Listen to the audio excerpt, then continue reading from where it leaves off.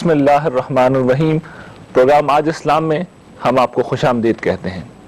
ناظرین، پچھلے ہفتے ہم نے اسلام میں مرد و زن کے مقام کے حوالے سے ایک گفتگو کا آغاز کیا تھا۔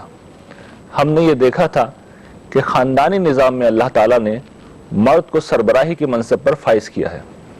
ہمارے ہاں کی ایک عورت اس بات کو گوارا کر سکتی ہے کہ شوہر کو اس کا سربراہ بنا دیا جائے، لیکن وہ یہ گوارا نہیں کر سکتی کہ اس کا شوہر کسی اور خاتون کا بھی شوہر بنے۔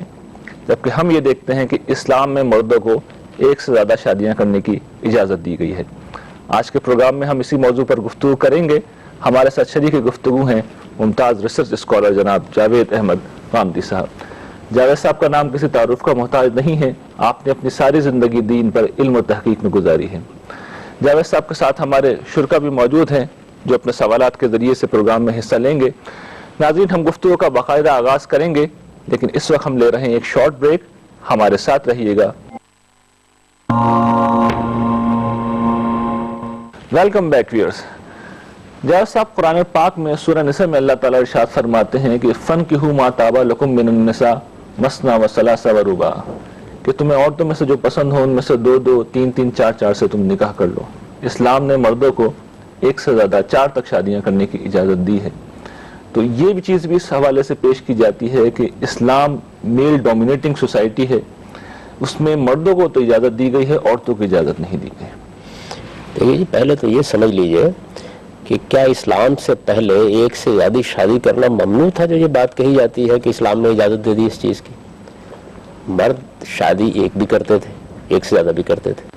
آپ تمام قدیم تمدنوں کا مطالعہ کر لیں، اس میں آپ کو یہ روایات ملیں گی۔ ایک سے زیادہ شادیاں انسانی تمدن میں مختلف علاقوں میں مختلف ماحول میں اسی طریقے سے رواج کا حصہ رہی ہیں۔ اللہ تعالیٰ نے قرآن مجید میں یہ بات بالکل واضح کر دی کہ ایک اچھا گھر ایک مرد اور عورت سے بنتا ہے۔ آپ یہ دیکھیے نا کہ جب آدم و حوا کو بنایا گیا تو یہ تو نہیں کیا گیا کہ ایک آدم بنا دیا گیا اور اس کے ساتھ چار عورتیں بنا دی گئیں۔ ایک آدم اور ایک حوا سے زندگی کی ابتدا ہوئی ہے، ایک خاندان کی ابتدا ہوئی ہے۔ تو اس طرح اللہ تعالیٰ نے اپنا منشا واضح کر دیا۔ اب یہ سوال پیدا ہوتا ہے کہ کیا ایک سے زیادہ شادی پر پابندی لگا دی جائے؟ عورتوں کی ایک سے زیادہ شادی پر تو پابندی ہونی چاہیے۔ اس کی وجہ یہ ہے کہ اگر ان کی شادی میں بھی یہ راستہ کھول دیا جائے تو اس کا نتیجہ یہ نکلے گا کہ پھر خاندان کا ادارہ وجود پذیر ہی نہیں ہو سکتا، پہلے دن ہی ختم ہو جائے گا۔ انہیں ایک وقت میں کئی مردوں کا فرما بردار ہونا ہوگا۔ ایک وقت میں ظاہر بات ہے کہ جب 10 گھر آباد کیے جائیں گے تو اس کے اندر تو کوئی ایک بھی آباد نہیں ہو سکے گا۔ تو یہ بات تو بالکل ٹھیک فطرت کے مطابق ہے، لیکن کیا مردوں پر بھی یہ پابندی لگا دی جائے؟ پابندی لگانے کا مطلب ہے کیا شریعت کی روح سے پابندی لگا دی جائے؟ یہ سمجھ لیجئے کہ شریعت کی روح سے پابندی کے معنی کیا ہے۔ یعنی اب قیامت تک کے لیے پابندی لگ رہی ہے، آپ اس کو اٹھا نہیں سکتے، کسی حالت میں بھی اس کی خلاف ورزی نہیں کر سکتے، یہ ہو جائے گا نا۔ بالکل۔ تو اس وجہ سے یہ بات صحیح نہیں ہے کہ یوں کہا جائے کہ اسلام نے ایک سے زیادہ شادیوں کی اجازت دی ہے۔ آپ یوں کہیے کہ دنیا میں ایک سے زیادہ شادیاں ہمیشہ جائز سمجھی جاتی رہی ہیں، مرد ایک سے زیادہ شادیاں کرتے رہے ہیں، اسلام نے بھی اس پر پابندی نہیں لگائی۔ اگر پابندی لگا دیتا تو آپ مجھ سے بحث کر دیں کہ دیکھیے آپ نے بڑی تنگی پیدا کر دی، اب کیا کریں؟ تمدنی ضروریات حالات کے لحاظ سے بسا اوقات ایسا کرنا پڑتا ہے۔ آپ دیکھیں قبائلی معاشروں میں کیا ہوتا تھا، اب تو منظم ریاست وجود میں آ گئی ہے اور اس میں ریاست نے بہت سی ذمہ داریاں سنبھال لی ہیں، لیکن قبائلی معاشرے میں آپ کے پاس اس کے سوا کوئی چارہ نہیں تھا کہ آپ اپنے بیٹوں کے ذریعے سے اپنی عزت آبرو کی حفاظت کریں۔ تو لوگ عام طور پر بہت شادیاں کرتے تھے تاکہ ان کے 10-20 بیٹے پیدا ہو جائیں اور وہ ان کے دائیں بائیں کھڑے ہو سکیں۔ قرآن مجید نے اس کو بیان کیا نا، وہ بنینا شہودا، یعنی اصل میں قبائلی تمدن کی یہ ضرورت ہوتی تھی۔ تو اس طرح کی بہت سی ضرورتیں ہیں جس کے تحت جب سے دنیا بنی ہے لوگ ایک سے زیادہ شادی کرتے رہے ہیں۔ آپ بائبل کا مطالعہ کریں تو آپ کو یہ معلوم ہوگا کہ وہاں بہت سے پیغمبر ہیں جن کی ایک سے زیادہ شادیاں ہوئی ہیں، خود سیدنا ابراہیم علیہ السلام کی ایک سے زیادہ شادی ہوئی ہے۔ تو ایک سے زیادہ شادی ایسا نہیں ہے کہ رسول اللہ صلی اللہ علیہ وسلم کی بعثت سے پہلے ممنوع تھی۔ حضور کی بعثت ہوئی تو آپ نے لوگوں کو اجازت دے دی کہ آپ ایک سے زیادہ شادی کر سکتے ہیں۔ اس کو بالکل ٹھیک طرح سے پیش کرنا چاہیے کہ ہمیشہ سے یہ اجازت موجود رہی اور اس کو کبھی کسی نے ناجائز قرار نہیں دیا۔ اسلام نے بھی آ کے اس سے متعلق کچھ اصلاحات ضرور کی لیکن اس کو ناجائز قرار نہیں دیا۔ وہ اصلاحات کیا تھیں جاوید صاحب؟ وہ میں عرض کرتا ہوں۔ اب اس کے بعد یہ سوال پیدا ہوتا ہے کہ ہم اپنی معاشرتی ضرورتوں کے لحاظ سے کیا اپنے معاشرے میں کوئی ایسی پابندی لگا سکتے ہیں؟ یہ سوال اگر آپ مجھ سے پوچھتے تو میں کہوں گا کہ ہاں لگا سکتے ہیں۔ اگر ہم محسوس کریں گے کسی وقت ہمیں یہ پابندی لگانی ہے تو ہم پارلیمنٹ کی سطح پر قانون سازی کریں گے، پابندی لگا دیں گے۔ یہ سب شریعت نے اجازت دی ہے، پابندی ہم کیسے لگا سکتے ہیں؟ شریعت نے پابندی نہیں لگائی، دیکھیے نا, میں نے تو ساری زلیخا یہی پڑھی ہے آپ کے سامنے کہ شریعت نے پابندی نہیں لگائی. شریعت نے کسی چیز پر اگر پابندی نہیں لگائی تو ظاہر بات ہے کہ وہ مباحات کا دائرہ ہے, اس کے اندر آپ قانون سازی کر سکتے ہیں. تو قانون سازی کرنے کے لیے آپ کا اختیار موجود ہے. جیسا جو آیت میں نے شروع میں پڑھی تھی کہ تم 2-2, 3-3, 4-4 عورتوں سے نکاح کر لو, یہ تو صراحت کے ساتھ اجازت کے. میں عرض کرتا ہوں اس آیت کا کیا محلہ کیا موقع ہے. پورا قرآن اصل میں اس موضوع سے خالی ہے. یہ زیر بحث ہی نہیں آیا قرآن مجید میں. یہ مسئلہ اس سرے سے قرآن کا مسئلہ نہیں ہے.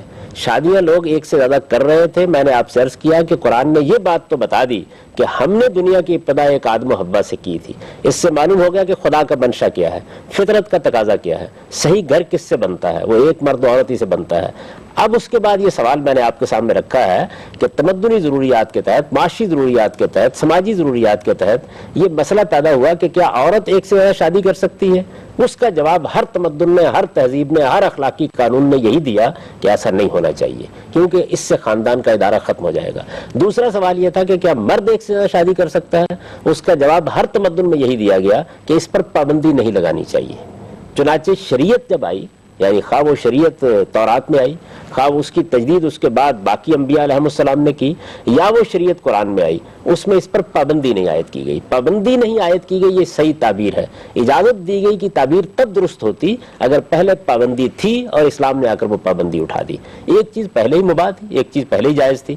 تو شریعت کے بارے میں یہ سمجھ لیجئے کہ وہ ہمیشہ محدود مداخلت کرتی ہے, یعنی ایسے معاملات میں مداخلت کرتی ہے یا ایسے معاملات میں پابندی لگاتی ہے جن میں پابندی لگا دی جائے تو وہ پابندی ابدی طور پر قائم رہ سکے. اگر کوئی ایسی پابندی لگا دی جائے کہ جس کو آپ تمدنی ضروریات کے تحت اٹھانے پہ مجبور ہو جائیں تو کیا کریں گے. اس وقت تو صورتحال یہ ہے کہ جن چیزوں میں شریعت نے کچھ پابندیاں لگائی ہیں ان پر تو آپ بحث کر رہے ہیں کہ کیوں لگا دی.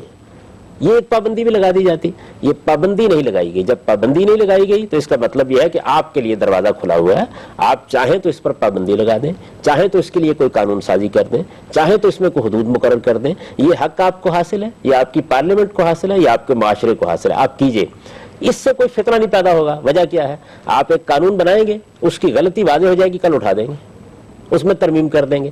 شریعت اگر کوئی قانون بنا دیتی پابندی کا تو پھر اس کو اٹھانا کسی کے لیے ممکن نہ رہتا. انسانی قانون سازی کی گنجائش موجود ہے.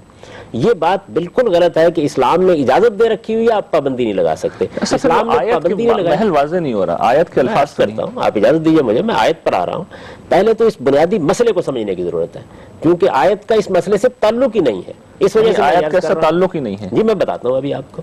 دیکھیے بات یہ کہ پہلے اس بات کو سمجھ لیجئے کہ یہ بات جو کہی جاتی ہے کہ اسلام نے اجازت دی ہے, میں اس کی پوری شدت سے نفی کرنا چاہتا ہوں.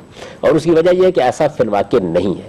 حقیقت واقعہ اس کے بالکل برخلاف یہ ہے کہ یہ پہلے سے موجود تھی. ایک اجازت مباح تھا یہ معاملہ, ساری دنیا کے اندر یہ معاملہ ہو رہا تھا. لوگ ایک سے زیادہ شادیاں کر رہے تھے, ہر تمدن میں کر رہے تھے, ہر تہذیب میں کر رہے تھے. اس کے بارے میں کبھی بھی کوئی منفی رویہ نہیں رہا. اگر کسی جگہ ہوا تو وقتی طور پر ہوا, اس کے بعد اس کو بہرحال اٹھانا پڑا. عرب میں بھی یہی صورتحال تھی. لوگ کو اسلام سے پہلے یہ نہیں تھا کہ ایک ہی شادی کر رہے تھے, پہلے بھی بہت سی شادیاں کر رہے تھے. اسلام نے اس پر پابندی نہیں لگائی. پہلے تو اصولی بات یہ سمجھ لیجئے, اس کے معنی یہ ہے کہ پابندی لگانے کا کام جو خدا کو کرنا تھا وہ اس نے نہیں کیا, تاکہ لوگوں کے لیے تنگی نہ پیدا ہو جائے. آپ کے لیے یہ راستہ موجود ہے, آپ چاہے پابندی لگائیں, چاہے تحدید کریں, چاہے کوئی قانون سازی کریں, آپ کو حق حاصل ہے. یعنی میں وضاحت سے یہ بات کہہ رہا ہوں کہ آپ کیجئے نا پارلیمنٹ میں قانون سازی اور لگا دیجئے پابندی اس کے اوپر. آپ کی پابندی لگانے سے قیامت اس لیے نہیں آئے گی کہ وہ پابندی انسانی پابندی ہے, اس پابندی کو کل اس کی غلطی واضح ہوگی, وہی پارلیمنٹ اٹھا دے گی. شریعت کی پابندی ابدی پابندی ہو جاتی, اس کو اٹھانا ممکن نہ رہتا. اب آئیے آیت کی جانب. اس آیت کا تعدد ازواج کا قانون بیان کرنے سے کوئی تعلق ہی نہیں ہے. وہ تو مسئلہ یہ پیش آ گیا کہ احد کی جنگ کے بعد بہت سے لوگ شہید ہو گئے. ایک چھوٹی سی بستی کے اندر 60-70 لوگ شہید ہو گئے. اس کے بعد ظاہر ہے کہ جو لوگ شہید ہوئے ان میں نوجوان بھی تھے, بڑی عمر کے بھی تھے. ان کے گھروں میں ان کی بیوائیں باقی رہ گئیں, ان کے یتیم بچے باقی رہ گئے. یہ بالکل اسی طرح کی ایمرجنسی کی صورتحال پیدا ہو گئی جس طرح کی آپ کے زلزلہ آنے کے بعد پیدا ہو گئی ہے. اس ایمرجنسی کی صورتحال میں قرآن مجید نے اپیل کی کہ یہ جو یتیم بچے ہیں ان کی سرپرستی اگر تم کسی اور طریقے سے نہیں کر سکتے تو ان کی ماؤں سے نکاح کر لو, 2-2, 4-4 سے نکاح کر کے ان کی سرپرستی کرو. یہ یتیموں کی سرپرستی کا مسئلہ زیر بحث آیا تو جو دنیا میں رواج موجود تھا, عرب میں بھی موجود تھا, اس سے فائدہ اٹھانے کی ترغیب دی گئی. یعنی پوری معاشرے میں اپیل کی گئی یہاں اصل میں اجازت زیر بحث نہیں ہے. اللہ تعالیٰ ترغیب دے رہے ہیں اس بات کی کہ اس وقت یہ بیوہ عورتیں ہیں, ان کے یتیم بچے ہیں, ان کی کوئی کفالت کرنے والا نہیں ہے, ان کی کوئی ذمہ داری اٹھانے والا نہیں ہے, لوگ آگے بڑھیں اور ان کو اپنی سرپرستی میں لے لیں. اسی پس منظر میں حضور صلی اللہ علیہ وسلم نے حضرت ام سلمہ سے اور حضرت حفصہ سے شادی کی. جی, رسالت میں آپ صلی اللہ علیہ وسلم نے بھی آگے بڑھ کے اس موقع کے اوپر شادیاں کی اور بعض خواتین کو سہارا دیا, ان کے بچوں کو سہارا دیا, اور صحابہ کرام نے بھی یہ کام کیا. اس معاشرے کے اندر کوئی اور راستہ ہی نہیں تھا. تو یہ آیت نہ تعدد ازواج کا قانون بیان کرنے کے لیے آئی ہے, نہ یہ بتانے کے لیے آئی ہے کہ ایک چیز کی اجازت دی جا رہی ہے. یہ تو اصل میں پہلے سے ایک جائز مباح معاملہ تھا, اس سے فائدہ اٹھانے کی ترغیب دے رہی ہے. یہ بالکل ایسے ہی جیسے آپ کہتے ہیں کہ دیکھیے جی ہمارے جتنے اسکول قائم ہیں, کیونکہ زلزلہ آ گیا ہے, لوگ بے گھر ہو گئے ہیں, تو تعلیمی ادارے بند کر دیے جائیں اور ان میں لوگوں کو رہائش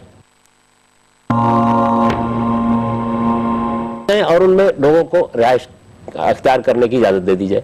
تو اس سے کیا آپ کوئی قانون اخذ کریں گے تعلیمی اداروں کے بارے میں؟ یہ ایک صورتحال ہے, اور اس صورتحال میں آپ مجھے بتائیے اس کے علاوہ کیا حل تھا؟ اس سے زیادہ اچھا حل کوئی نہیں ہو سکتا تھا, کیونکہ رشتہ داریاں تھیں, تعلقات تھے, ظاہر ہے کہ وہ اپنے ہی بھائی بھتیجے تھے. تو یہ بتایا گیا کہ یہ بیوہ عورتیں ہیں, ان کے یتیم بچے ہیں, اور اس میں بھی بات کہاں سے شروع کی گئی؟ یعنی یہ بات کہی گئی کہ اگر تو تم اسی حالت میں ان کی کفالت کر سکتے ہو, ذمہ داری اٹھا سکتے ہو, ان کے ساتھ انصاف کر سکتے ہو تو اچھی بات ہے. فَإِنْ خِفْتُمْ أَلَّا تُقْسِطُوا فِي الْيَتَامَىٰ, اگر تمہیں اندیشہ ہو کہ تم ان یتیموں کو انصاف نہیں دے سکو گے تو پھر ان کی ماؤں سے شادی کر کے ان کو اپنی سرپرستی میں لے لو. یہ ہے قرآن مجید کی آیت. اور پھر اس میں بھی اس آیت کی تعویل یہ کی جاتی ہے کہ ان ماؤں کا ذکر نہیں ہے, بلکہ یتیم لڑکیاں ہیں, ان سے شادی کر سکتے ہو. میں نے تو آپ کو صحیح مفہوم اس کا بیان کر دیا کہ یتیموں کا مسئلہ زیر بحث ہے. بات بھی یہاں سے شروع کی گئی ہے کہ اگر تمہیں اندیشہ ہے کہ تم عام حالات میں ان کی سرپرستی کر کے ان یتیموں کو سہارا نہیں دے سکتے تو ان کی ماؤں کے ساتھ نکاح کر لو. پھر اس کے بعد مزید کہہ دیا گیا یہ, تاکہ گھر خراب نہ ہو, کہ اگر یہ نکاح تم کرنے جا رہے ہو تو انصاف کے تقاضے پورے کرو. اس کی وجہ یہ ہے کہ ایسا نہ ہو کہ تم انصاف کے تقاضوں کو فراموش کر کے ان عورتوں کو بھی معلق کر دو اور اپنی پہلی بیویوں کے ساتھ بے انصافی کرو. اگر یہ نہیں کر سکتے, یعنی یہ سہارا انصاف کے ساتھ نہیں دے سکتے, تو فواحدہ, پھر اس کے بعد از راہ کرم اس نیکی سے باز رہو. یہ ہے قرآن مجید کی پوری آیت. ایسا کچھ اصلاحات کی آپ نے بات کی تھی کہ اسلام نے جو ہے ایک سے زیادہ شادیاں مباح تھیں, اسلام سے پہلے تھیں, لیکن اسلام نے کچھ اصلاحات کی. وہ اصلاحات کیا ہیں؟ دو چیزیں کر دی نا اس کے معاملے میں. یعنی ایک تو یہ بتا دیا کہ حقوق قائم رہنے چاہیے, عدل انصاف کا معاملہ قائم رہنا چاہیے. مہر کے بارے میں بتا دیا کہ وہ ہر حال میں ان کو بھی ادا کیا جائے گا. کوئی آدمی یہ خیال نہ کرے کہ ہم تو یتیموں کو سہارا دے رہے ہیں تو مہر کے بغیر شادی کر لیں. ان کے بھی وہی حقوق ہیں, وہی ذمہ داریاں ہیں. اگر تم شادی کرنے جا رہے ہو اور نیکی کرنے کے لیے شادی کرنے جا رہے ہو تو کم سے کم یہ بات ملحوظ رکھو کہ تمام حقوق تمہیں ادا کرنے ہیں. اور یہ بھی بتا دیا گیا کہ اگر عدل نہیں کر سکتے, انصاف نہیں کر سکتے, ذمہ داریوں کو پورا نہیں کر سکتے تو پھر ایک ہی. یہ بھی بتا دیا گیا کہ اس موقع کے اوپر بھی 4 سے آگے نہیں بڑھ سکتے. دو چیزیں, عدل کرنا شرط ہے اور 4 سے زیادہ تعداد آگے نہیں بڑھ سکتے. اور آپ کو ہر حال میں مہر بھی ادا کرنا ہے. یہ دوسری جگہ سورہ نساء میں واضح کی ہے. جب لوگوں کے ذہن میں یہ سوال پیدا ہوا کہ ایک طرف ہمیں ترغیب دی جا رہی ہے ہم ذمہ داری اٹھائیں, یتیموں کی کفالت کریں, تو پھر اس کے بعد یہ تقاضا کیوں جا رہا ہے کہ مہر بھی ادا کرے؟ تو قرآن نے کہا کہ نہیں, وہ قانون کا تقاضا ہے. وہی بات ہے کہ اصل میں ذمہ داری ہے اور مرد بھی بچنا چاہ رہے تھے اس سے. ظاہر بات ہے اصل میں ذمہ داری ہے, مرد بھی بچنا چاہ رہے تھے. یہ کوئی اجازت دینے کا سوال ہی زیر بحث نہیں ہے. اس طرح کے کسی موقع کے اوپر تو مسئلے کا کوئی حل نہیں ہے آپ کے پاس. لوگ اس کو سمجھ نہیں رہے. ایک چھوٹی سی بستی ہے, اس بستی کے اندر جہاں پر آپ دیکھیے کہ زیادہ سے زیادہ کتنے لوگ ہیں, 3-3.5 ہزار کی آبادی ہے. اس کے اندر 70 عورتیں جو ہیں وہ بیوہ ہو گئی ہیں کم و بیش. ان کے معاملات زیر بحث ہیں, اور اس وقت ریاست بھی اور اللہ تعالیٰ کا قانون بھی اس بات کی صحیح کر رہے ہیں کہ کسی طریقے سے ان کی کفالت کا بندوبست ہو, یتیم بے گھر نہ ہو کے رہ جائیں, چھوٹے چھوٹے بچے ہیں کہیں گلیوں کے اندر نہ پھریں, اور یہ عورتیں بھی کہیں کسی خرابی کا شکار نہ ہو جائیں, ان کو سہارا مل جائے, گھر مل جائے, ان کے لیے معاملہ ہو جائے. آپ کے معاشرے کے اندر اس وقت جو حالات ہیں ان میں بھی آپ دیکھیے کہ بہت سے ایسے مواقع پیدا ہو جاتے ہیں جہاں اس کے علاوہ کوئی راستہ نہیں ہوتا. تو یہ راستہ کھلا رہنے دیجئے, بس اتنی بات ہے. اگر اس راستے کو آپ بند کرنا چاہتے ہیں تو سوچ سمجھ کے بند کیجئے, اور اگر آپ بند کریں گے تو اس سے کوئی قیامت میں نے عرض کیا نہیں آئے گی, اس لیے کہ تبدیل کر لیا جائے گا. اللہ نے بند نہیں کیا. جیسا میں چاہتا ہوں کہ اپنے پارٹیسپینٹ سے بھی کچھ سوالات لے لوں. آپ لوگوں نے جاوید صاحب کی یہ گفتگو سنی, اس حوالے سے اگر کوئی سوالات ہیں آپ کے ذہن میں جناب.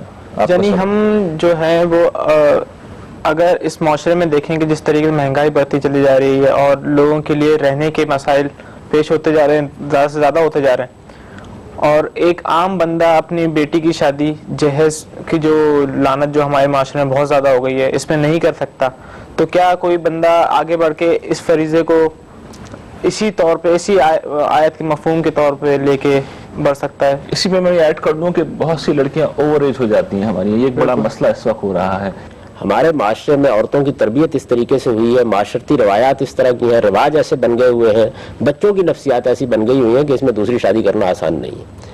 یعنی یہ بالکل ٹھیک ہے کہ بہت سی عورتیں اس کی منتظر ہیں کہ ان کے لیے کوئی گھر بن جائے، بہت سی خواتین شادی کی عمر سے گزر جاتی ہیں لیکن ان کے لیے کوئی مناسب بر نہیں ملتا، بہت سی خواتین اپنی ذہنی صلاحیت کے لحاظ سے ایسی ہوتی ہیں کہ کوئی چارہ اس کے سوا نہیں ہوتا کہ آپ دوسری شادی کا راستہ ہی کھولیں ان کے لیے۔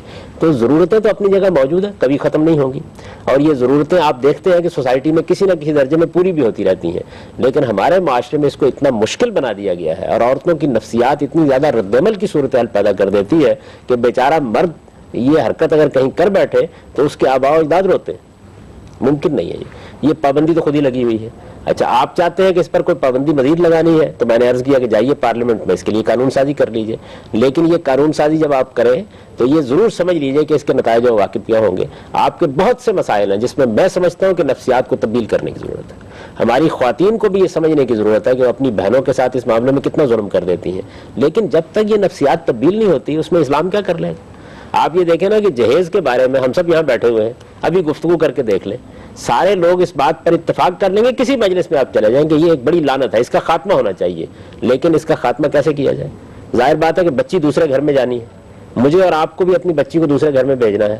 جب بچی دوسرے گھر میں جانی ہے تو وہاں کا ماحول نہیں بدلا ہوا، وہاں کی نفسیات تبدیل نہیں ہوئی، اس موقع کے اوپر اگر فرض کر لیجئے کہ آپ نے اس کو کچھ دیا دلایا نہیں ہے تو وہ نفسیاتی مریض بن جائے گی۔ تو معاشرتی معاملات کی اصلاح کبھی قانون سے نہیں ہوتی، یہ ضروری ہوتا ہے کہ اس کے لیے فضا پیدا کی جائے۔ اگر ہماری خواتین کی تربیت ہو، وہ اپنی بہنوں کے مسائل کو سمجھیں، وہ ان کو اکاموڈیٹ کرنے کے لیے تیار ہوں اور اس طریقے سے اس مسئلے کو معاشرتی مسئلے کے طور پر سمجھنے کے لیے تیار ہو جائیں، ان کی نفسیات بدلے، گھر خراب نہ ہو۔ میں آپ کو بتاتا ہوں کہ میری اپنی 35 سال کی پبلک لائف میں نے جن لوگوں کو دیکھا کہ ہمارے معاشرے میں انہوں نے دوسری شادی کی ہے وہ بالکل رسوا ہو کر رہ گئے، ان کے بچے ان کے خلاف کھڑے ہو گئے، خاتون نے اس طرح انتقام لیا کہ اس کے بعد بات کرنے کی بھی گنجائش ان کے پاس نہیں رہی، معاملہ یہ ہو گیا کہ خودکشی کرنے پر لوگ آمادہ ہو گئے۔ یہ صورتحال ہے۔ ایک استثناء ہے صرف جو میرے سامنے آیا کہ جس میں ایک خاتون نے آگے بڑھ کر یہ فیصلہ کیا کہ بہرحال اب یہ معاملہ ہو گیا ہے تو میرے سامنے دو راستے ہیں۔ ایک راستہ یہ ہے کہ میں احتجاج کا طریقہ اختیار کروں اور انتقام کا طریقہ اختیار کروں، اپنی زندگی بھی برباد کروں، شوہر کی زندگی بھی برباد کروں۔ انہوں نے آگے بڑھ کے جاگے دروازہ کھٹکھٹایا اور کہا کہ تم میری بہن ہو، میں تمہارے ساتھ مل کے زندگی بسر کرنا چاہتی ہوں۔ مجھے خود انہوں نے بتایا، اور وہ ایک بہت پڑھی لکھی خاتون تھی، ایک یونیورسٹی کے اندر وہ نفسیات کے شعبے کی سربراہ تھیں، تو انہوں نے مجھے بتایا کہ میری محبت کی شادی تھی لیکن یہ حادثہ میرے ساتھ ہوا، میں نے فوری طور پر اس معاملے میں ایک اقدام کیا اور اس اقدام کا نتیجہ یہ نکلا کہ اب اس کے ہاں اولاد ہوئی، میرے ہاں اولاد نہیں ہوئی، اس کے بچے مجھ کو ماں کہتے ہیں اور اپنی ماں کو اس طرح سے وہ اہمیت نہیں دیتے کہ جو ان کو دینی چاہیے۔ اتنی عزت مجھے ملی اس کے نتیجے میں۔ تو چونکہ سیرت اور اخلاق کے پہلو جو ہیں وہ ہمارے ہاں اصل اہمیت نہیں رکھتے، جذبات کے تحت ہم معاملات کو دیکھتے ہیں، تو اس کے نتیجے میں ہمارے معاشرے میں تو میرے بھائی یہ ممکن ہی نہیں ہے۔ جو لوگ یہ کام کرتے ہیں ان کے پیش نظر کوئی جینین مسئلہ نہیں ہوتا، وہ بالعموم جو ہوتا ہے وہ ایک خاص ذہنیت ہوتی ہے جس کی بنا پہ یہ معاملہ کرتے ہیں، تو وہ بھی تو ایک رویہ سوسائٹی میں پایا جا رہا ہے کہ رویے کی اپنی جگہ مذمت ہونی چاہیے، اس رویے کی اسلام نے بھی مذمت کی ہے۔ رسالت مآب صلی اللہ علیہ وسلم نے بھی یہ کہا ہے کہ آدمی کو ذواق نہیں بن کے رہ جانا چاہیے، یعنی تنوع کی تلاش میں شادیاں نہیں کرنی چاہیے، لیکن معاشرتی مسائل اپنی جگہ موجود ہیں اور معاشرتی مسائل کے آپ کو حل تلاش کرنے چاہیے۔ میں نے تو آپ سے عرض کر دیا کہ اس معاملے میں شریعت نے آپ پر کوئی پابندی نہیں لگائی، وہ یہ کہتی ہے کہ آپ اس معاملے میں چاہیں تو کوئی قانون سازی کر لیں، چاہیں تو حدود مقرر کر لیں، چاہیں تو ترغیب کا طریقہ اختیار کر لیں، چاہیں تو لوگوں کو روکنے کا طریقہ اختیار کر لیں، آپ کو آزادی دی ہے۔ جس معاملے کو شریعت نے اپنا مسئلہ نہیں بنایا اس میں سوال یہ ہے کہ شریعت پر اس کا بار کیوں ڈالا جائے؟ شریعت نے جس موقع کے اوپر اس سے فائدہ اٹھانے کے لیے کہا یا قرآن نے فائدہ اٹھانے کے لیے کہا وہ میں نے آپ کو بتا دیا کہ اس موقع کے اوپر تو اس کے علاوہ راستہ ہی کوئی نہیں تھا۔ 60-70 بیوہ خواتین کے معاملات کو کیسے حل کیا جاتا؟ ترغیب دی گئی، باقاعدہ اپیل کی گئی کہ لوگ آگے بڑھیں اور ان ماؤں کو سہارا دیں، ان یتیم بچوں کو سہارا دیں۔ یہ ترغیب ذرا اپنے معاشرے میں دے کر دیکھیے، اس وقت تو لوگوں نے یہ کام کیا تو ان کی بیویوں نے بھی اس کو گوارا کیا، آگے بڑھ کر معاملات کے ساتھ ایڈجسٹمنٹ کا طریقہ اختیار کیا اور وہ مسئلہ حل ہو گیا۔ ہمارے معاشرے میں اگر آپ یہ مسئلہ حل کرنے کے لیے جائیں گے تو آپ پگڑی پونجی غائب کر بیٹھیں گے، آپ کے لیے جینا مشکل ہو جائے گا۔ اس کے لیے نفسیات بدلیے، لوگوں کے سوچنے کے انداز بدلیے، خواتین کی تربیت کیجیے، معاشرے کے اندر دوسری اقدار کو فروغ دینے کی کوشش کیجیے، سوسائٹی کے مجموعی مسائل کا شعور لوگوں کے اندر پیدا کیجیے، پھر ہو سکتا ہے کہ کوئی 10-20 سال کے بعد کوئی تبدیلی آ جائے. یہ معاملات قانون سے نہیں ہوتے, یہ معاشرتی رویوں کی اصلاح سے ہوتے. حجاج صاحب, اسلام میں جو مردوں کو ایک غیر معمولی مقام دیا گیا, یعنی جو کہا جاتا ہے کہ فضیلت دی گئی ہے, ترجیح دی گئی ہے, اس کا ایک اور ثبوت یہ پیش کیا جاتا ہے کہ غیر مسلموں سے شادی کرنے کی اجازت بھی صرف مردوں کو دی گئی ہے. یہ بات یہ کہ پہلے تو میں اس معاملے میں آپ سے گزارش کروں گا کہ میں بار بار یہ بات عرض کر چکا ہوں کہ اس میں مردوں کا کوئی مسئلہ نہیں ہے, مسئلہ رشتوں کا ہے. یعنی سوسائٹی میں ایسے بیان ہوتا ہے. دیکھیے, جو رشتے ہیں سمجھنا چاہیے نا اس بات کو. مجھے یہ بتائیے کہ باپ اور بیٹے کے درمیان ہمارا دین یہ کہتا ہے نا کہ ایک فرق واقع کیا گیا ہے. باپ کو ایک برتری کے مقام پر رکھا گیا, عزت کے مقام پر رکھا گیا, احترام کے مقام پر رکھا گیا. یہ عورت اور مرد کا معاملہ ہے, یہ رشتے کا معاملہ ہے. تو پہلے تو اس چیز کو سمجھنا چاہیے کہ اسلام اصل میں فرق مراتب ہے, حفظ مراتب کی تہذیب پیدا کرنا چاہتا ہے. یہ تہذیب ہے جس میں استاد استاد ہوتا ہے, جس میں باپ باپ ہوتا ہے, جس میں بڑا بھائی ہوتا ہے, جس میں ماں ہوتی ہے. رشتے ہیں تو رشتوں کا تعلق ہے. ہمارے ہاں جو بڑی بہن ہے وہ بھائیوں کے اوپر حکومت کرتی ہے, ماں بچوں کے اوپر حکومت کرتی ہے. اس کا تعلق رشتوں سے ہے. باپ کو آپ نے تعریف کا اختیار دے رکھا ہے نا, باپ اپنے بیٹے کے کان کھینچ سکتا ہے. تو یہ کیا ہے؟ یہ مرد کی عورت پر برتری ہے, یہ مرد کی مرد پر برتری ہے. کس وجہ سے؟ رشتہ پر, رشتے کی بنا. تو باپ کے رشتے کو یہ اہمیت حاصل ہے ہمارے ہاں, ماں کے رشتے کو یہ اہمیت حاصل ہے. بلکہ ماں کے بارے میں رسالت میں آپ صلی اللہ علیہ وسلم نے فرمایا کہ اس کو 3 گنا زیادہ یہ برتری حاصل ہے اور یہ مقام حاصل ہے اور یہ مرتبہ حاصل ہے. تو معاملہ رشتے کا ہے. رشتے جب تک آپ نہیں قائم کریں گے اس وقت تک آپ معاشرت نہیں قائم کر سکتے. تو اس وجہ سے یہ بات ٹھیک نہیں ہے کہ مردوں کو برتری دی گئی ہے, نہیں, بعض رشتوں کو برتری دی گئی ہے. جس طرح اولاد پر باپ کو برتری دی گئی ہے, اولاد پر ماں کو برتری دی گئی ہے, چھوٹے بھائیوں پر بڑی بہنوں برتری دی گئی ہے, چھوٹے بھائیوں پر بڑی بہنوں کو برتری دی گئی ہے, بڑے بھائیوں کو برتری دی گئی ہے. جس طرح شاگردوں پر استاد کو برتری دی گئی ہے, اسی طرح بیوی پر شوہر کو برتری کی. ہماری تہذیب ہے, یہ ہماری تہذیب ہے. اور یہ تہذیب کیوں قائم کی گئی ہے؟ اس کے اندر بہت وزڈم ہے, بڑی حکمت ہے. یہ رشتوں کا احترام ہے اور یہ حفظ مراتب ہے جس سے معاشرہ وجود میں آتا ہے, جس سے خاندان بنتا ہے. تو لفظ استعمال کرنا چاہیے, رشتوں کے لیے حفظ مراتب کے اصول قائم کیے گئے ہیں. ہمارا معاشرہ اصل میں یہ نہیں ہے کہ باپ دوست کی جگہ ہے, آپ چاہیں تو تھپڑ مار دیں, چاہیں تو آپ اس کو اٹھا کر لے جائیں, چاہیں تو اس کی بےزتی کر دیں. ہمارے ہاں باپ ایک عزت اور برتری کے مقام پر کھڑا ہے. اس میں مرد ہونے کا سوال نہیں ہے. ماں اس سے زیادہ برتری اور عزت کے مقام پر کھڑی ہے, بڑی بہن اس عزت اور برتری کے مقام پر کھڑی, استاد عزت اور برتری کے مقام پر کھڑا ہے. ہم تو استادوں کے لیے, اپنے اساتذہ کے لیے جان دینے کے لیے تیار ہو جائیں. جیسا سوال کا ہماری معاشرت کا حسن ہے, ہمیں فخر کے ساتھ اس کو پیش کرنا چاہیے. اس میں کون سی چیز ہے جو شرمانے کی ہے؟ ہم رشتوں کے احترام کی تہذیب رکھتے ہیں اور یہ تہذیب خاندان پیدا کرتی ہے, یہ تہذیب معاشرت پیدا کرتی ہے. اس تہذیب کے نتیجے میں انسان سسکتا ہوا نہیں مرتا. اولڈ ہاؤسز میں وہ ایک بچے کی حیثیت سے بھی ماں کی مامتا پاتا ہے, باپ کی شفقت پاتا ہے, اور مرتے وقت بھی اس کی اولاد اس کے گرد و پیش میں ہوتی ہے اور اس کو ہم کندھے پر اٹھائے ہوئے ہوتے ہیں. اس تہذیب کا یہ حسن اور یہ جمال ہے جس کو ہمیں فخر کے ساتھ پیش کرنا. جیسا ایک سوال میرا بھی تھا, لیکن میں چاہتا ہوں کہ اپنے شرکا کا بھی سوال لے لوں. سوال یہ ہے کہ دوسری شادی کرنے کے لیے مرد کو پہلی بیوی کی رضامندی ضروری ہے, اور اگر رضامندی ضروری نہیں ہے تو پھر انصاف کے تقاضے کیسے پورے ہوں گے؟ دیکھیے بات یہ قانون آپ بنا سکتے ہیں. ہمارے یہاں یہ قانون بنا دیا گیا کہ پہلی بیوی سے اجازت لینی چاہیے. آپ اس قانون میں یہ معاملہ بھی کر سکتے ہیں کہ عدالت سے اجازت لینی چاہیے. آپ یہ بھی کر سکتے ہیں کہ اس کے لیے کچھ حدود مقرر کر دیں کہ ان صورتوں میں ہو سکتی ہے. میں نے اسی وجہ سے اس بات پر زور دیا ہے کہ اسلام نے اس معاملے کو آپ کے لیے کھلا چھوڑ دیا, تو آگے بڑھیے نا. آپ کی پارلیمنٹ کس لیے قائم کی جاتی ہے؟ قانون سازی کے لیے قائم کی جاتی ہے. یہ مجھے بتائیے کہ اسلام نے پابندی لگا رکھی تھی اس پر کہ آپ برات کے موقع پر کھانا نہیں دے سکتے؟ نہیں لگائی ہوئی تھی نا. آپ نے محسوس کیا کہ آپ کی سوسائٹی میں یہ چیز نمائش کا ذریعہ بن رہی ہے, ہماری سپریم کورٹ نے پابندی لگا دی. کسی نے کہا کہ یہ پابندی آپ نے کیوں لگا دی ہے؟ یا اسلام کی روح سے ممنوع ہے؟ تو مباحات جس کو کہتے ہیں, یعنی جو جائز دائرہ ہے, اس کے اندر پارلیمنٹ قانون سازی کرے. اگر وہ محسوس کرتی ہے کہ عورتوں کے حقوق تلف ہو رہے ہیں, اور یقیناً بعض موقعوں پر تلف ہو رہے ہیں, یہ بھی بالکل ٹھیک ہے کہ بعض موقعوں پر شادیاں صرف تنوع کیشی کی وجہ سے کی جاتی ہیں. یہ بھی بالکل درست ہے کہ ہمارے ہاں بعض اوقات مرد اپنا پورا گھر اس کی وجہ سے برباد کر لیتے ہیں. ایسے معاملات میں اگر آپ معاشرتی اصلاح کرتے ہیں, آپ تبلیغ کرتے ہیں, آپ تلقین کرتے ہیں, آپ تعلیم دیتے ہیں اور اس کے ساتھ قانون بھی بناتے ہیں, کوئی حرج کی بات نہیں.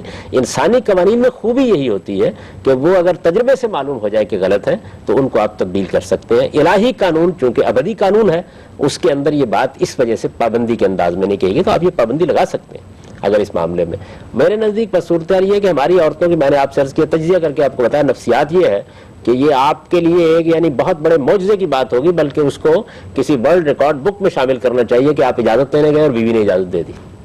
اس کے امکانات کہاں ہیں؟ ٹھیک ہے. مزید آپ لوگوں کا اگر اس زمانے کیا غیر مسلم خواتین سے شادی کی جا سکتی ہے ان کو اگر مسلمان ہونے کی صورت میں، سپورٹ کرنے کی صورت میں؟ کیا ہماری یعنی کنورٹرز کی صورت میں، کنورٹرز کی صورت حال میں؟ کیونکہ حضور پاک صلی اللہ علیہ وسلم نے کئی شادیاں یہ دونوں ہی معاملات میں ہے کہ اگر جیسے کہا جاتا ہے کہ اہل کتاب سے شادی کی جا سکتی ہے، تو اس کو کس طریقے سے دیکھیں گے؟ اہل کتاب سے شادی کی جا سکتی ہے اور کنورٹر کرنے کے لیے یہ مرد عظیم قربانی دے دے کہ وہ شادی کر لے. کیونکہ اس شادی بیاہ کے معاملے میں سادہ اصول سمجھ لیجئے، اس کو مسلم اور غیر مسلم میں تقسیم نہیں کیا گیا. اسلام کا اپروچ وہاں نظریاتی ہے. وہ یہ ہے کہ شرک جہاں پایا جاتا ہے وہاں آپ ازدواج کا رشتہ قائم نہیں کر سکتے، اس لیے کہ توحید اور شرک ایک گھر میں اکٹھے نہیں ہو سکتے. اسی طریقے سے دیکھیے آپ بدکاری کے معاملے میں یہ قانون بنا دیا گیا کہ کسی بدکار مرد کی کسی بدکار عورت کے ساتھ، کسی عفیف مرد کے ساتھ، اور کسی بدکار عورت کی کسی دوسرے نوعیت کے مرد کے ساتھ شادی نہیں ہو سکتی. یعنی یہ قانون جو بنایا گیا ہے، اس قانون کے اندر اصل چیز یہ ہے کہ الحاد اور خدا پرستی، شرک اور توحید، یہ ایک جگہ جمع نہیں ہو سکتے. اصل بات یہ ہے کہ جہاں شرک پایا جائے گا وہاں شادی کی ممانعت کی جائے گی. یہ اصول ہے. اصول یہ نہیں ہے کہ مسلم اور غیر مسلم کو دیکھا جائے گا، یہ قرآن مجید نے اصول قائم کیا ہے. یعنی یہ بالکل ایک نظریاتی اصول ہے. سورہ بقرہ میں بیان ہوا. میں چونکہ توحید کا علمبردار ہوں، میرے بچوں کی پرورش ہونی ہے، میرا گھر بننا ہے، میرا خاندان وجود میں آنا ہے، میرے رشتے قائم ہونے ہیں، اس وجہ سے یہ کیسے ہو سکتا ہے کہ توحید جیسی چیز کو اور شرک جیسی غلاظت کو ایک جگہ اکٹھا کر دیا جائے؟ یہ نہیں ہو سکتا. کیا آج کی سوسائٹی میں پاسبل ہے کہ ایک غیر مسلم سے، اہل کتاب لیکن غیر مسلم سے آپ شادی کریں؟ کیونکہ جب اولاد ہوگی تو اس کو کسی نہ کسی کا تو ریلیجن فالو کرنا ہے. جیسے کہ آپ نے فرمایا کہ عورت ماں کی زیادہ اہمیت ہو جاتی ہے کچھ عرصے بعد، تو مطلب ایک مرد مسلمان ہے شوہر لیکن اس کی اولاد، یعنی سوال کا پس منظر یہ ہے کہ ماں اگر عیسائی رہتی ہے، یہودی رہتی ہے، تو اولاد ممکن ہے کہ اسی کا دین قبول کر اس لے. وجہ سے ہر آدمی کو یہ سوچنا چاہیے.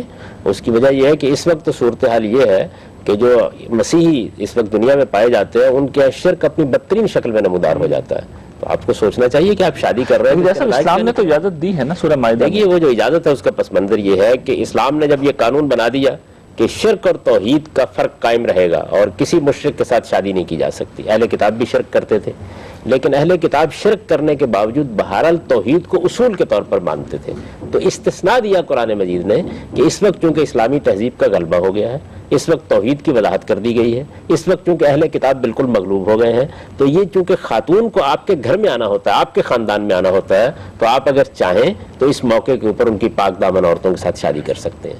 یہ شرک کے اصول کے اوپر شادی کی ممانعت کے بعد ایک ایکسیپشن ہے، ایک وہ ایگزمپٹ کر دیا اس صورتحال کو. بس اتنی بات ہے. اور اس میں بھی الفاظ یہ ہیں کہ اليوم، اس وقت جب کہ یہ سب ہو چکا ہے، تو اس کا مطلب یہ ہے کہ آپ کو اس کو دیکھنا پڑے گا کہ حالات کیا ہیں، صورتحال کیا ہے، آپ کے بچوں پر کیا اثرات ہوں گے. اب تو مسیحی تہذیب کا غلبہ ہے پوری دنیا میں. اگر آپ اس موقع کو اس طرح کا فیصلہ کرتے ہیں تو اس کا پورا امکان ہے کہ خود آپ کا گھر، آپ کے بچے جو ہے بربادی کا شکار ہو جائے. تو بہت سوچ سمجھ کے یہ معاملہ کرنا چاہیے. آپ کا سوال؟ کیا مسلمان عورتیں غیر مسلمان مردوں سے شادی کر سکتی ہیں؟ آپ بھی سوال کرنا چاہتے ہیں؟ بیلنس برقرار رکھ سکے اپنی دو بیویوں کے درمیان، محبت، مطلب کوئی نہ کوئی ایک خاتون، ایک بیوی ہوگی جس میں زیادہ دل مائل ہوتا ہے جس کی طرف. اس صورت میں کیا کیا اس جائے؟ صورتحال میں کیا کیا جائے؟ اس میں سب تیسرا سوال میں ایڈ کرنا چاہوں گا کہ قرآن تو کہتا ہے کہ عدل کیا ہی نہیں جا سکتا، اس لیے ایک پہ اکتفا کرو. تو گویا کہ جو کچھ بھی معاملہ تھا وہ تو ختم ہو گیا. تو پہلے غیر مسلم مردوں سے نکاح والے سوال کو لے لیتے ہیں. اسلام میں شادی بیاہ کے معاملے میں جو ممانعت کی اساس ہے وہ شرک اور توحید ہے، مسلم اور غیر مسلم ہونا نہیں ہے. ٹھیک ہے. یعنی یہ بنیاد نہیں بنائی گئی کہ آپ مسلمان ہیں دوسرا غیر مسلمان ہے، بلکہ قرآن مجید یہ کہتا ہے کہ شرک اور توحید ایک بستر پر اکٹھے نہیں ہو سکتے. آپ جانتے ہیں کہ اسلام کی ساری دعوت کی بنیاد توحید ہے. وہ انسانوں کو جس بنیادی پیغام کی طرف متوجہ کرتا ہے وہ توحید ہے. اور شرک کے بارے میں یہ کہتا ہے کہ وہ عقل و علم کی نجاست ہے، اس سے دور رہو. تو شرک کا معاملہ زیر بحث ہے. اب شرک جہاں بھی پایا جائے گا، اگر شرک کا اقرار کیا جا رہا ہے، شرک پایا جا رہا ہے، کسی آدمی نے شرک کو اپنا مذہب بنا لیا ہے، جیسے کہ بہت سی دنیا میں اقوام موجود ہے، تو اس کی ممانعت کی ہے. یعنی بنیاد نظریاتی ہے یہ نہیں ہے کہ ایک قوم ہے مسلمان اور ایک غیر مسلمان ہے تو ان کے مابین رشتے کو ممنوع قرار دیا گیا ہے. اصل میں لوگوں کو یہ شعور اور احساس دلایا گیا ہے کہ تم توحید کے علمبردار ہو, ایک خدا کو مانتے ہو. یہ کیسے ہو سکتا ہے کہ تم ایک خدا کے مانتے ہو اور پھر تمہارے گھر میں کوئی خاتون ایسی آ جائے یا کوئی مسلمان خاتون ہے جو ایک خدا کو مانتی ہے اور وہ کسی ایسے شخص کو اپنا شوہر بنا لے کہ جو پروردگار کے ساتھ دوسروں کو شریک جیسا عورتوں کو اجازت نہیں دی گئی, مردوں کو دی گئی ہے. میں گزارش کر رہا ہوں پہلے تو بنیاد سمجھیے نا, بنیاد کیا ہے؟ بنیاد شرک ہے, نہ کہ مسلمان اور غیر مسلمان ہونا. بنیاد شرک ہے, نہ کہ مسلمان اور اہل کتاب ہونا. تو بنیادی طور پر شرک ہے جس کو ممنوع قرار دیا گیا ہے. جس طریقے سے بدکاری کے بارے میں یہ کہا گیا ہے کہ بدکار عورت اور بدکار مرد کے درمیانی شادی ہونی چاہیے, ایسا نہیں ہو سکتا کہ ایک عفیف مرد کو, ایک پاک دامن مرد کو کسی بدکار عورت کے ساتھ بیاہ دیا جائے. ایسا نہیں ہو سکتا کہ کوئی بدکار مرد ہے اسے کسی عفیف اور پاک دامن عورت کے ساتھ بیاہ دیا جائے. یہ جس طرح یہاں پر ایک بڑی اہمیت کی چیز ہے کہ پاک دامنی کا لحاظ کیا جائے شادی کے رشتے میں, اسی طرح توحید اور شرک کا ہی معاملہ ہے. کیونکہ شادی یہ ہے کہ آپ نے صرف ایک میاں بیوی کی حیثیت سے اکٹھے نہیں رہنا, آپ کی اولاد ہونی ہے, بچے ہونے ہیں, پرورش ہونی ہے, آگے خاندان بننا ہے. تو یہ رسک کیسے لے لیا جائے کہ آپ کے توحید اور شرک کے درمیان کشمکش برپا ہو جائے؟ تو اصل میں یہ منع کیا گیا. اب جب یہ منع کیا گیا تو اس کے بعد اگلا سوال پیدا ہوا. اگلا سوال یہ پیدا ہوا کہ اہل کتاب اگرچہ شرک تو کرتے ہیں لیکن وہ بہرحال ہے توحید کے علمبردار. تو قرآن مجید نے کہا کہ اب جب کہ ہم نے شرک اور توحید کو واضح کر دیا ہے, ہماری تہذیب کا غلبہ قائم ہو گیا ہے, یہ بات بالکل متعین ہو گئی ہے کہ توحید ہی اصل چیز ہے, تو خاتون کو آپ کے گھر میں آنا ہے. دیکھیے جب شادی ہوتی ہے تو ایک خاتون اپنا گھر چھوڑتی ہے اور وہ مرد کے گھر میں آتی ہے. جب آپ بیٹی دیتے ہیں تو اصل میں آپ اپنی بچی کو دوسرے خاندان کے سپرد کرتے ہیں. یہ تو بالکل ایک بدیہی اور فطری بات ہے. تو اس معاملے میں پھر یہ کیا گیا کہ الیوم, اس وقت, اس زمانے میں جب کہ معاملات واضح ہو گئے ہیں تو صرف اتنی رعایت دی جا رہی ہے کہ اگر اہل کتاب جو اصل میں توحید کے علمبردار ہیں, شرک وہ بھی کرتے ہیں لیکن چونکہ اصلاً توحید کے علمبردار ہیں, ان کی اگر کوئی پاک دامن خاتون ہے تو اس کو آپ لا سکتے ہیں, وہ اس خاندان میں آئے گی. تو امید یہ ہے کہ توحید کے علمبردار ہونے کی وجہ سے توحید کی حقیقت سے بھی واقف ہوگی, اسلامی تہذیب کا غلبہ ہو چکا ہے, لہذا لازمی طور پر اس سے متاثر ہوگی. موجودہ زمانے میں صورتحال بالکل الٹ چکی ہے. اب مسیحی تہذیب کا غلبہ ہے, اسلامی تہذیب اب غلبے کے مقام پر نہیں رہی. توحید اور شرک کے معاملات خود مسلمانوں میں مشتبہ ہو گئے ہیں. اس وقت صحابہ اکرام توحید کے معاملے میں جس طرح واضح مقام پر کھڑے تھے, اب ہم مسلمان اس مقام پر نہیں کھڑے ہیں. اس وجہ سے اس میں بھی احتیاط برتنی چاہیے. اصل مسئلہ شرک اور توحید کا ہے, اور عورتوں اور مردوں میں اس میں جو فرق کیا گیا اس کی وجہ یہ ہے کہ جب آپ شادی کرتے ہیں تو مرد اصل میں ایک خاتون کو اپنے خاندان میں لاتا ہے, اور جب آپ خاتون کی شادی کرتے ہیں تو وہ دوسرے خاندان میں جاتی ہے. چنانچہ یہ بات بالکل بدیہی اور فطری ہے کہ ہماری تہذیب میں جس نے آنا ہے وہاں تو آپ کسی حد تک رعایت کر سکتے ہیں, جب دوسری تہذیب میں بھیجنا ہے تو اس کے معنی کیا ہے؟ اس کے معنی تو یہ ہے کہ آپ کے نزدیک توحید اور شرک کی اہمیت ہی ختم ہو چکی ہوئی ہے. یہ فرق کی وجہ ہے. لیکن بنیاد توحید اور شرک ہے, کسی خاص قوم یا کسی خاص مذہب سے متعلق ہونا نہیں. عدل تو کیا نہیں جا سکتا, دل مائل ہوتا ہے کسی ایک بیوی کی طرف, اس صورت میں کیا کیا یہ معاملات کا عدل ہے جو زیر بحث ہے. معاملات کے عدل کا مطلب یہ ہے کہ آپ نے ایک گھر اس کو دیا ہے تو اس کو بھی دیں, آپ نے اگر کوئی زیور بنا کے دیا ہے تو اس کو بھی دیں, آپ نے کھانے پینے کے معاملات میں کوئی تفاوت قائم نہیں کرنا, آپ نے آسائشوں اور سہولتوں کے معاملے میں کوئی فرق نہیں کرنا, یہ عدل ہے. دل کے معاملات تو کبھی یکساں ہو ہی نہیں سکتے, نہ کیے جا سکتے ہیں. اور جس معاملے میں یہ زیر بحث ہے اس میں تو ظاہر ہے کہ ایک آدمی کی بیوی پہلے گھر میں ہے, اسے ترغیب دی جا رہی ہے کہ تم ایک بیوہ خاتون کے ساتھ شادی کر لو تاکہ اس کے بچوں کی کفالت کر سکو. اسے آپ اس پر مجبور کیسے کر سکتے ہیں کہ دل کی محبت بھی پوری پوری یکساں طور پر تقسیم کر دے؟ یہ نہیں ہو سکتا. تو اس لیے قرآن نے یہ وضاحت کر دی کہ یہاں معاملات کا عدل مقصود ہے, اور معاملات کا عدل آپ نہیں کر سکتے تو پھر آپ ازراہ کرم یہ نیکی بھی نہ کیجیے, روک دیا اس سے. ایسا وہ جو کہا جاتا ہے کہ عدل تو ہو ہی نہیں سکتا, تو وہ جو کچھ بھی اجازت تھی وہ واپس ہو گئی. نہیں, یہ کہا گیا ہے, یعنی یہ بتایا گیا ہے کہ یہ معاملہ نہیں ہو سکتا کہ محبت کے جذبات یکساں ہو جائیں. جو کچھ ہو سکتا ہے وہ یہ ہو سکتا ہے کہ معاملات کو یکساں رکھا جائے. تو معاملات کا عدل مطلوب ہے, دل کی کیفیت کا عدل مطلوب نہیں. جیسا آپ نے بار بار اس پہ اصرار کیا ہے کہ فضیلت شوہر کو دی گئی ہے, لیکن ایک معاملہ ایسا ہے کہ جس میں میرے خیال سے کہنا جائز ہوگا کہ مردوں کا ہی وہ حق ہے, وہ یہ کہ لونڈیاں مرد ہی رکھ سکتے ہیں, اس میں شوہر کا مسئلہ نہیں ہے. انڈیپینڈنٹ کوئی آدمی وہ رکھ سکتا ہے. تو دین اسلام میں یہ چیز موجود ہے, قرآن میں رکھ سکتے ہیں کہ کیا معنی, یعنی کوئی اسلام نے اس معاملے میں قانون سازی کر رکھی ہے؟ یہاں پھر بات صحیح نہیں بیان کی جا رہی. دیکھیے بات یہ ہے کہ جس وقت رسالت میں آپ صلی اللہ علیہ وسلم کی بعثت ہوئی اس وقت لونڈی اور غلاموں کا انسٹیٹیوشن پوری دنیا میں قائم تھا. دنیا میں ہزاروں کی تعداد میں غلام تھے، ہزاروں کی تعداد میں لونڈیاں تھیں. یہ صرف عربی میں نہیں بلکہ دنیا کے دوسرے ممالک میں بھی تھے. عام طور پر بازاروں میں عورتیں بھی بک رہی ہوتی تھی، مرد بھی بک رہے ہوتے تھے. یعنی ایسے بازار قائم ہوتے تھے کہ جس میں غلام بکتے تھے اور جو لوگ جا کے خرید لاتے تھے. پوری دنیا میں یہ غلامی کا انسٹیٹیوشن پوری قوت کے ساتھ قائم تھا. آپ کو جانتے ہیں کہ متمدن دنیا میں بھی یہ ابھی تھوڑا عرصہ پہلے ختم ہوا ہے. تو یہ صورتحال تھی جس میں رسالت مآب صلی اللہ علیہ وسلم کی بعثت ہوئی. اب سوال یہ ہے کہ جب ایک معاشرتی برائی اس درجے میں پھیلی ہوئی ہو تو اس کو دور کرنے کے لیے یا اس کی اصلاح کرنے کے لیے کیا اقدامات کیے جائیں. یہ سوال تھا جو اسلام کے سامنے درپیش تھا. میں آپ سے عرض کرتا ہوں کہ ایک طریقہ تو یہ جذباتی ہو سکتا تھا کہ آج سے سارا معاملہ ختم کر دیا جائے. آپ جانتے ہیں اس کے نتائج کیا نکلتے؟ اس کے نتائج یہ نکلتے کہ عورتیں باہر نکلتی اور ساری عورتیں جوان ہی نہیں تھیں. بوڑھی عورتوں کے پاس سر چھپانے کی جگہ نہ رہتی، کوئی ان کا پرسان حال نہ ہوتا. جوان عورتیں قہبہ گری کے علاوہ اور کوئی کام کرنے کے قابل نہ رہتی. مرد باہر نکلتے تو ان کے لیے بھی کوئی سر چھپانے کی جگہ نہ ہوتی. اس کا نتیجہ یہ نکلتا کہ وہ کنگلے ہو کر بھک منگے بن جاتے. تو معاشرے کو اس طرح کے انتشار سے بچانے کے لیے اسلام نے تدریجی طریقہ اختیار کیا. آپ سب لوگ کہتے ہیں سود ممنوع ہے، لیکن بینکاری کا ادارہ اس وقت پوری معیشت کا احاطہ کر چکا ہے. تو کیا کہیں گے؟ یہ کہیں گے کل کو ختم کر دیا جائے. اگر آپ کا اطمینان ہو جاتا ہے کہ سود ممنوع ہے تب بھی یہی کہیں گے کہ ایک تدریجی طریقہ اختیار کر کے اس برائی کی اصلاح کی جائے. تو قرآن نے بھی یہی کیا اور لونڈی اور غلاموں کے معاملے کو سامنے رکھ کر ایک نہایت شاندار تحریک چلائی تاکہ یہ انسٹیٹیوشن ختم ہو اور یہ معاملہ انسانی بنیادوں پر استوار ہو جائے. میں کہتا ہوں قرآن تو قرآن، خود بائبل میں بھی یہی کیا گیا. یعنی اس میں بھی چونکہ غلامی اس زمانے میں موجود تھی تو بائبل میں، تورات میں جو قانون سازی کی گئی وہ یہ کی گئی کہ 6 سال تک آپ خدمت لے لیں، اس کے بعد لازماً آزاد کر دیں، اور جب آزاد کریں تو اپنے گھر کے دروازے پر کھڑے ہو کر یہ کہیں کہ جو چیز تم لے جا سکتے ہو اپنے ساتھ لے جاؤ. وہاں پر بھی یہی طریقہ اللہ تعالیٰ نے اختیار کیا. یہاں بھی یہی کیا گیا کہ پہلے مرحلے میں عام تبلیغ کی گئی، فک و رقبہ، گردنیں چھڑاؤ گردنیں چھڑاؤ، گویا اس کو بڑی نیکی قرار دے دیا گیا. بلکہ قرآن سے معلوم ہوتا ہے کہ نیکیوں میں سر فہرست رکھ دیا گیا اور لوگوں کو کہا گیا کہ وہ غلاموں کو آزاد کریں. یہ کوئی غلامی کے انسٹیٹیوشن کو قائم رکھنے کی چیز ہے؟ فک و رقبہ کی ایک بڑی جذباتی تعبیر اختیار کر کے لوگوں کو ترغیب دی گئی کہ وہ آگے بڑھیں، خود غلاموں کو آزاد کریں. ان کے پاس روپیہ ہے تو غلاموں کو آزاد کرائیں. اس کے بعد اگلا مرحلہ آیا اور اس اگلے مرحلے میں یہ بات کہی گئی اور بار بار اس چیز کی طرف توجہ دلائی گئی کہ ان میں سے جو لوگ بھی شادی کے قابل ہیں ان کی شادیاں کر دی جائیں تاکہ ان کے اپنے گھر آباد ہو جائیں. اور اس طریقے سے غلامی کا انسٹیٹیوشن آہستہ آہستہ ختم ہو. پھر رسالت مآب صلی اللہ علیہ وسلم نے مسلمانوں کو حکم دیا یہ نفسیاتی تبدیلی کرنے کے لیے کہ اب غلام اور لونڈی کا لفظ استعمال کرنا بند کر دیا، آؤٹ لا قرار دے دیا اسے. عربی زبان میں اس کو عبد اور اما کہتے ہیں. تو یہ لفظ جو تھے استعمال کرنے بند کر دیا اور یہ کہا کہ اس کی فتح اور فتات کے الفاظ استعمال کیے جائیں جو بالکل بوائے اور گرل کے ہم معنی ہیں تاکہ ذہنیت بدلے، نفسیات بدلے، سوچنے کا انداز بدلے. پھر ایک اگلا قدم اس کے بعد یہ اٹھایا گیا کہ جتنے معاملات میں کہیں کوئی گناہ ہو گیا لوگوں سے تو کفارہ مقرر کرتے وقت سب سے پہلے یہ کہا گیا کہ غلام آزاد کرو. یعنی اگر کوئی گناہ ہو جاتا ہے، روزہ توڑ بیٹھتا ہے کوئی آدمی، زہار کے معاملے میں یہی ہوا تو وہ غلام کو آزاد کرنے کی ترغیب دی گئی تاکہ اس کی کمی ہو. صحابہ کرام میں سے جن لوگوں کے پاس کچھ روپیہ پیسہ تھا انہوں نے بعض اوقات سینکڑوں کی تعداد میں لوگوں کو غلاموں کو آزاد کرایا تاکہ ایک بڑی نیکی حاصل کر سکیں. اب اس کے بعد اسلام کی حکومت قائم ہو گئی.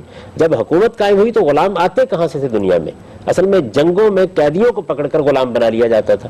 اسلام کو جب پہلی جنگ درپیش ہونے کا موقع آیا بدر کے موقع کے اوپر تو سورہ محمد نازل ہوئی اور قرآن مجید نے اس موقع کے اوپر باقاعدہ قیدیوں کے معاملے کو زیر بحث لا کر یہ اعلان کر دیا کہ غلامی کا خاتمہ کر دیا گیا ہے. اس لیے کہ اب جو لوگ بھی قیدی پکڑے جائیں گے ان کے لیے 2 ہی راستے ہیں، فَإِمَّا مَنًّا بَعْدُ وَإِمَّا فِدَاءً. یا تو ان کو فدیہ لے کر چھوڑا جائے گا یا احسان کے طور پر رہا کر دیا جائے گا. اس طرح غلاموں کے بننے کا راستہ بند ہو گیا. اب جو غلام باقی رہ گئے سوسائٹی میں ان کو بجائے اس کے کہ ظالمانہ طریقے سے باہر اٹھا کے پھینک دیا جاتا، مکاتبت کا قانون نازل کیا گیا. وہ سورہ نور میں ہے.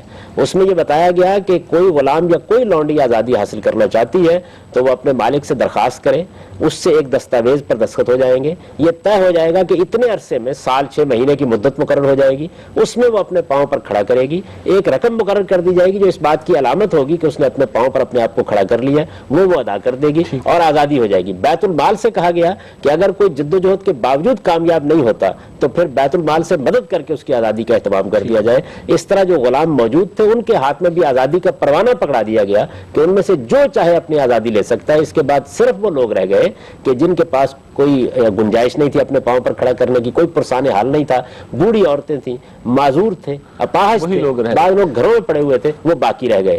تو غلاموں کے بننے کا راستہ بند کیا، موجود غلاموں کے لیے مکاتبت کا قانون بنایا، درمیان میں بے شمار ایسی اصلاحات کر دی جس کے نتیجے میں غلامی کا انسٹیٹیوشن آہستہ آہستہ ختم ہونے کی بنیاد پڑ گئی. مسلمانوں نے قرآن کی یہ بات مانی ہے یا نہیں مانی, اور بھی بہت سی باتیں نہیں مانی, وہ ایک الگ بحث. میں چاہتا ہوں کہ کچھ سوالات ہم لے لیں اپنے شرکا سے. کچھ روایت سے یہ پتہ لگا کہ کیونکہ غلاموں کی اس وقت وہ کموڈیٹی تھی, اس کی ایک ایکسچینج ویلیو تھی, اس ویلیو کو مینٹین کرنے کے لیے کنٹرسیپشن یا مانع حمل یوز کیا جاتا تھا. تو اور دوسرا یہ کہ فیملی پلاننگ کا کوئی تعلق, مطلب کیا حقیقت ہے اسلام کے روح سے, اور عورت کیا مجبور ہے کہ وہ شوہر کی خواہش کے اوپر بے حساب بچے پیدا کی جا سکے, یا اس کی بھی کوئی سے ہے اس معاملے میں؟ کموڈیٹیز کے طور پہ یوز ہوتی تھی, تو کیا اس کا جواز ہے؟ یعنی اصولاً تو وہ بات ٹھیک ہے کہ ایسا ہی ہوتا تھا, اور اس میں انہوں نے جو حوالہ دیا وہ اصل میں خاندانی منصوبہ بندی کے بارے میں جو موجودہ نقطہ نظر ہے اس کے لحاظ سے ہم اس کو دیکھیں گے. دیکھیے بات یہ ہے, بچے کی پیدائش کے معاملے میں آپ پر چند چیزیں لازم کر دی گئی ہیں, اور یہ انسانی عقل کا تقاضا ہے کہ لازم رہے. اللہ تعالیٰ ہی اولاد دیتے ہیں, اللہ تعالیٰ ہی کھیتی اگاتے ہیں. قرآن مجید میں ہے نا انتم تزرعون و نحن الزارعون, لیکن یہ کھیتی بھی انسان کے ذریعے سے اگائی جاتی ہے, اولاد بھی انسان کے ذریعے سے پیدا ہوتی ہے. انسان ایک صاحب عقل مخلوق ہے, لہٰذا جب کوئی معاملہ انسان کی وساطت سے ہوگا, اگر تو اللہ تعالیٰ براہ راست کوئی معاملہ کرے وہ خود ہی اپنی حکمت کے مطابق اس میں منصوبہ بندی کر دیں گے, لیکن اگر انسان کی وساطت سے معاملہ کیا جا رہا ہے تو آپ کو اللہ تعالیٰ نے عقل دی ہے, اس کا استعمال آپ پر لازم ہے. چنانچہ آپ جائز اور ناجائز کی بات کرتے ہیں, میں کہتا ہوں یہ واجب ہے آپ پر کہ آپ بچے کی پیدائش سے پہلے یہ دیکھیں کہ ماں کی صحت کی کیا نوعیت ہے, بچے کی تعلیم کا کیا ہوگا, آپ کے معاشی حالات کیسے ہیں, آپ ذمہ داریوں کو اٹھا سکتے ہیں یا نہیں اٹھا سکتے ہیں. یہ محض کوئی کھیل نہیں ہے, ایک ذمہ داری کا کام ہے, لہٰذا لازم ہے آپ پر کہ اس کا لحاظ کر کے باقاعدہ طریقے سے اپنا حالات کا جائزہ لے کے آپ بچے کی تمہید مانگیں. میں اس کو واجب کہتا ہوں. یہاں لوگ جائز اور ناجائز کی بحث کرتے ہیں, اس کا دیکھنا ضروری ہے. اگر آپ اس کو نہیں دیکھیں گے, یہ بالکل ایسے ہی ہے کہ اگر ایک کسان اپنی کاشت کرتے ہوئے اور اپنی فصل بوتے ہوئے نہیں دیکھے گا کہ فصل اٹھانی بھی ہے, برداشت بھی کرنی ہے, منڈی میں بھی جانی ہے, مانگ کس چیز کی ہے, کون سی فصل ہے جس کا میں تحمل کر سکتا ہوں, حالات میرے کیا ہیں, کس فصل کے لیے میں ساخت پرداخت کر سکتا ہوں, یہ ساری چیزیں دیکھے گا نا. نہیں دیکھے گا تو جیسے وہ اپنے لیے مصیبت خریدے گا ایسے ہی آپ نہیں دیکھیں گے تو آپ بھی اپنے لیے مصیبت خریدیں گے. تو میرے نزدیک اس میں دونوں طرف افراط و تفریط ہوئی ہے. یعنی ایک جانب وہ لوگ ہیں کہ جو یہ خیال کرتے ہیں کہ غالباً بچہ کوئی آسمان سے مصیبت ہے جو آتی ہے, دوسری جانب ہمارے مذہبی لوگ ہیں جو یہ خیال کرتے ہیں کہ اللہ بچے دیتا ہے, ہمارا کیا کام ہے, اللہ تعالیٰ ہی بچے دیتا ہے, اللہ تعالیٰ ہی کھیتی اگاتا ہے, لیکن کسان کی ذمہ داریاں ہیں جو اسے عقل کے ساتھ پوری کرنی ہے. اسی طرح انسان کی ذمہ داری ہے کہ وہ بچوں کی پیدائش کے معاملے میں تمام عقلی امور کو ملحوظ رکھے, تمام حالات کا جائزہ لے, اور چونکہ ایک اقدام اس کو کرنا ہے, اس کی ذمہ داری اس نے اٹھانی ہے, اس کا لحاظ کر کے یہ ذمہ داری اٹھائے. اس میں وقفہ کتنا ہونا چاہیے, تربیت کے لیے کیا مواقع ہیں. یہ زمانہ بدوی زمانہ نہیں ہے. آپ بچے پیدا کرنے کے بعد آپ بادیہ میں نہیں بیچ سکتے کہ وہاں جا کے دودھ پی لیں گے اور پل جائیں گے. ان کی تعلیم کے مسائل ہیں, تربیت کے مسائل ہیں. ایک بہت ہی کمپلیکیٹڈ تمدن ہے جو اس وقت ہمارا احاطہ کر چکا ہے. اس میں میرے نزدیک یہ ضروری ہے, میں اس کو واجب کہتا ہوں کہ ہر مرد کو اور ہر عورت کو یہ دیکھنا چاہیے کہ وہ بچے کو پیدا کر رہے ہیں تو اس کی ذمہ داریوں کو اٹھانے کا تحمل کر سکتے ہیں یا نہیں کر سکتے. اس میں عورت کی رائے بھی اہم ہے, اس میں مرد کی رائے بھی اہم ہے. دونوں نے مل کے فیصلہ کرنا ہے. یہ فیصلہ چونکہ یعنی بچہ نہ تو تنہا مرد پیدا کر سکتا ہے نہ تنہا عورت پیدا کر سکتی ہے, دونوں کو مل کر معاملہ دونوں کا ہے, تو ان کو فیصلہ بھی مل کے کرنا چاہیے اور باہمی موافقت سے اس طرح کے فیصلے کرنے چاہیے. جیسا صاحب آخری سوال, وقت ہمارے پاس چونکہ اب ختم ہو رہا ہے, اس حوالے سے لونڈیوں والے مسئلے کے حوالے سے کہ آج کے دور میں اگر کوئی مسلمان مملکت یہ فیصلہ کرے کہ جنگ ہوتی ہے تو وہ غلام بنائیں گے اور لونڈیاں بنائیں گے, یا کوئی فرد انفرادی طور پر یہ فیصلہ کرے, تو کیا دین کی اس میں گنجائش ہے, قرآن کی ان آیات سے استدلال کیا جا سکتا ہے؟ میں نے تو عرض کر دیا جی کہ قرآن مجید میں جب پہلی جنگ پیش آئی تو ہمارے لیے صرف دو چیزیں باقی رکھی گئی, اما منن بعد و اما فدا. یہیں سے تو اصل میں اسلام نے راستہ بند کر دیا اس کا کہ اب آزادی کا طریقہ یا تو آپ احسان کے طور پر, جیسا دوسری آیت بھی تو موجود ہے نا کہ الا ما ملکت ایمانکم, وہ تو اس وقت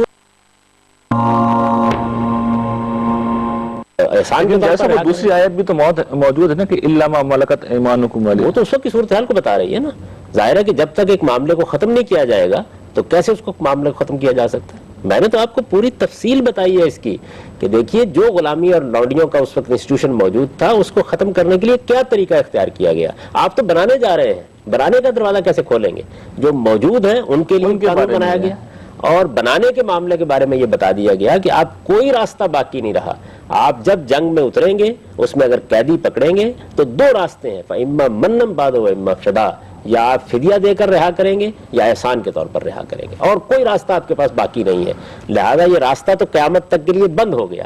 اصل مسئلہ وہاں صرف یہ تھا کہ جو موجود ہے ان کا کیا کیا جائے. تو جو موجود ہیں ان کے ساتھ معاملات ویسے ہی برقرار رہیں گے. جو قانون جاہلیت کے زمانے سے چل رہا تھا اس کے اندر کوئی ترمیم نہیں کی گئی, البتہ اصلاح کر کے آہستہ آہستہ معاملات کو پہنچایا گیا, تو وہ ایک صحیح نتیجہ تھا. راجہ صاحب آپ کا بہت بہت شکریہ, میں اپنے حاضرین کا بھی بہت شکر گزار ہوں. ناظرین, آج کے پروگرام میں جو بات نکھر کے سامنے آئی وہ یہ کہ اسلام کی نظر میں مرد اور عورت دونوں برابر ہیں, دونوں کے لیے دنیا اور آخرت میں ترقی کے یکساں مواقع ہیں. البتہ آزمائش کی اس دنیا میں اللہ تعالیٰ نے مرد اور عورت میں ایک فرق رکھا ہے. جب اس نے شریعت کے احکام جن کا تعلق خاندان سے ہے وہ ہمیں عطا فرمائے ہیں تو وہاں اس فرق کی رعایت اس نے ضرور رکھی ہے. یہ بات اگر واضح ہے تو خاندان سے متعلق, معاشرت سے متعلق اسلام کے احکام کو سمجھنا مشکل نہیں رہتا. اب اپنے میزبان ریحان احمد یوسفی اور آج اسلام کی ٹیم کو اجازت دیجیے.